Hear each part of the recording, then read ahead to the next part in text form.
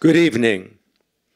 As I prepared my remarks to introduce Marvin Shanken as the recipient of the 2019 Henry Johnson Award, I looked back over the list of past winners.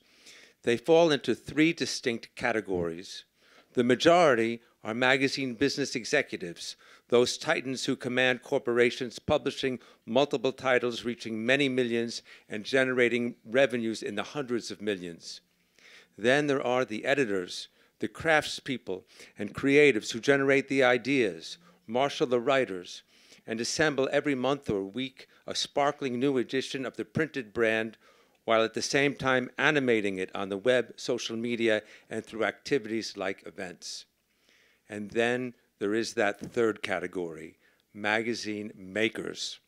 They belong to that rare breed who not only carry on the business of publishing and edit their titles, but who create the concept of the magazine brand itself.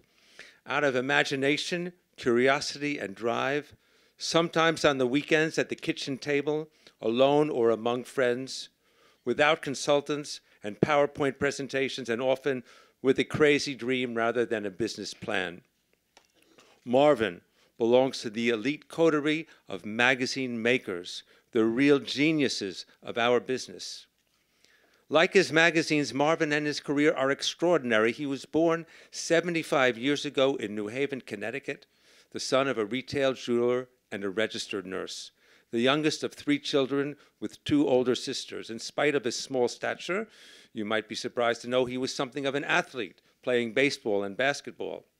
He attended University of Miami and he graduated with distinction. The distinction was he finished with a 1.0 average, dead last in his class of more than 1,000. You might ask, how could someone as obviously as clever as Marvin be such an indifferent student? The truth is that Marvin had discovered a little-known local sport, high-a-lie, and spent the first semester each year at the Frontons, absorbed in the game, betting, and getting to know the players who became his pals. Then he spent the second semester each year catching up to earn a barely passing grade. And while high-a-lie distracted Marvin from his studies, his fascination with the game demonstrated a hallmark of his career, a journalist's boundless curiosity, the capacity to immerse himself in an activity and culture which opened up new worlds. We are to see this again. After graduating by the skin of his teeth from Miami, Marvin decided to pursue a career dream by going to business school. It was not a dream to which many would aspire. Marvin's career ambition was to become a real estate appraiser. Yes, you heard me right. He had been inspired by a professor in a business course and got into American University's graduate program in business in the night school due to his poor academic record. Marvin flourished in business school, completing the program swiftly. He supported himself in part by writing articles for real estate magazines and, without intending to, learned a skill that became the basis for a career in journalism.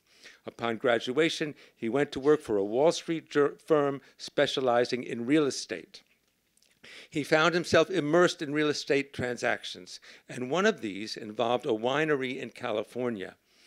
Moving there to refinance a vineyard, he tried to learn about wines and found there were few books and articles available. But his exposure whetted his curiosity as well as his wine palate. Another vineyard transaction came up, and then another.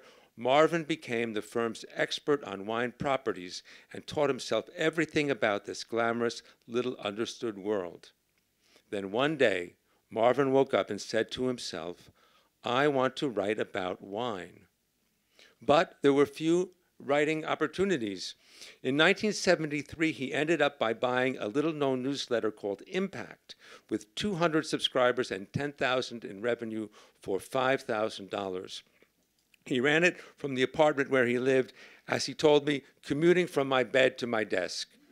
He lived hand to mouth as he built the title, which today is the leading liquor industry magazine in the world. In 1979, he purchased the magazine The Wine Spectator from a friend who wanted to close it. The friend offered it for nothing, but Marvin, this is very typical, insisted on paying one time's revenue $40,000, which he paid over time. He turned it into the world's most authoritative title on wines. In the wine industry, it is universally known simply as Spectator. The heart of the wine spectator, as well as the hugely successful cigar aficionado, are blind taste tests in which experts sample and rate the products without knowing who is making them. And these ratings give Marvin's titles a credibility and status which no other media can approach. In today's journalistic world of branded content and native advertising, where the wall between journalism and advertising sometimes seems a porous membrane, the Shanken magazines and websites maintain it as an iron curtain. The advertisers know it too, and they respect it. Advertisers who tried to pressure Marvin have been told to go jump in a lake, only Marvin expresses it less politely. In 1992, in the depths of a financial crisis, Marvin defied the naysayers in the industry and launched Cigar Aficionado. Everyone told him he was mad, that it couldn't be done, and yet Marvin courageously went ahead and proved them wrong. In its first year, Marvin landed a rare interview with Fidel Castro and featured the Cuban leader as his cover boy. By the way, Marvin today possesses Fidel's cigar humidor and quite a few of his cigars, as well as the humidors of two other great cigar smokers, John F. Kennedy and Winston Churchill. An area in which Marvin has pioneered is magazine-branded events. Today, magazine publishers tout events as a source of revenue diversification, but Marvin has been doing them for years. Events like the Wine Experience and A Night to Remember, a cigar event which I particularly have enjoyed, have attracted tens of thousands of enthusiasts over the years. Unlike nearly every other publisher, Marvin has donated much of these revenues to charitable causes, roughly $30 million by last count.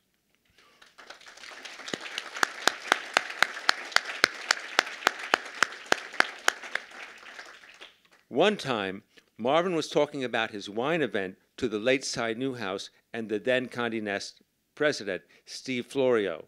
Cy turned to Florio and said, "How come you have to send limousines to bring people to our events and Marvin's readers pay up to $1,000 to go to his?" Cy was one of the many big publishers who offered Marvin huge sums to sell his company, but Marvin always said no, he was having too much fun.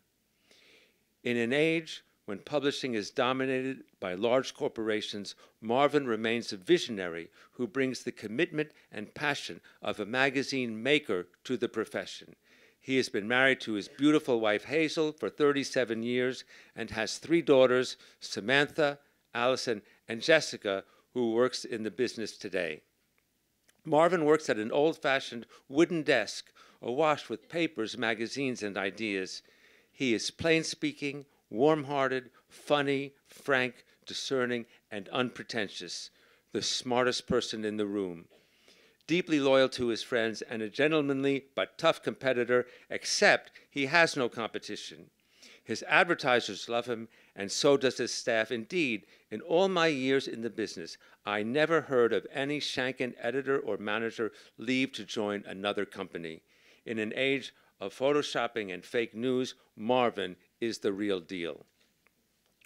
A great Condé Nast executive, the late Bernie Laser, once said to him, "Marvin, you are a real publisher." A prosaic statement, but you and I who work in this business understand how much respect and admiration is contained in those words. And respect, admiration, and love for you, Marvin, is what all of us feel in our hearts tonight. It is my great honor to present to you on behalf of the MPA the Henry Johnson Award for Lifetime Achievement.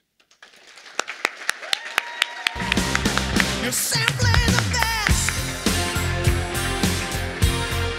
better than all the rest, better than anyone I ever met. I'm stuck on your heart. I don't know how you follow that. Let me just take a picture and then I'll let you go sit because I want to go sit with you. Thank you. All right. Wow. Coming from Jonathan, I'm speechless. I have great respect for him. We've been friends for many years, and I don't know what to say. Thank you so much. Thank you to the MPA, although they changed the name. Thank you to the board. A special thank you to my wife Hazel. We've been together a long time, and I appreciate everything you do, sweetheart. It's so great to have my family here, my 3 kids and my 3 daughters and their husbands. It's so great to have some of my fellow workers from M. Shanken who many of them have been with the company 30, 40 years that are sitting here. They're still working. I mean, we don't have a policy of you have to leave at age 65 or we'd have nobody left, which is not really true because we made a special effort to go out and recruit and develop young people, and we have another generation, 2 generations coming along that will allow us to continue to do what we do. But I will say that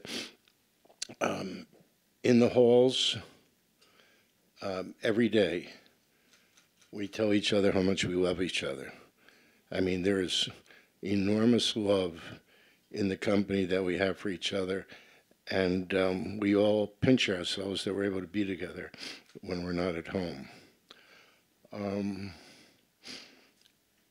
As Jonathan said, I bought this Fakakta newsletter, which had 200 subscribers, annual revenue $10,000, which I didn't have. I paid $5,000 for it, which I borrowed from my sister Elaine because I had no money, and the rest, as they say, is history.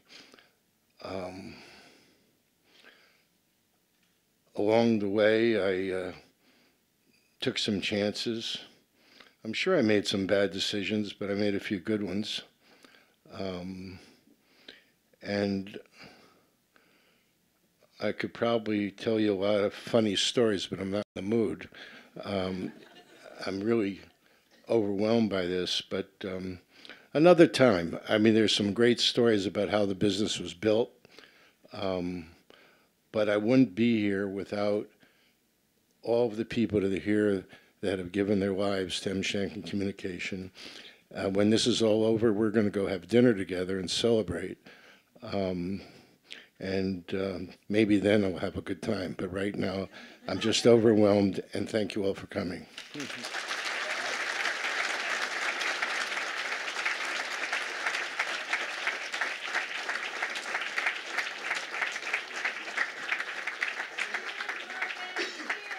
more thing. I'm told to add this. This whiskey is the whiskey of the year. I don't know, what whiskey is this? Well, whatever it is, it's a really good whiskey, and Marvin's magazine Whiskey Advocate selected this whiskey in a blind taste test, as always, and so it's here for all of you to enjoy. And I think we should toast Marvin for his lifetime achievement, to Marvin, and to the MPA.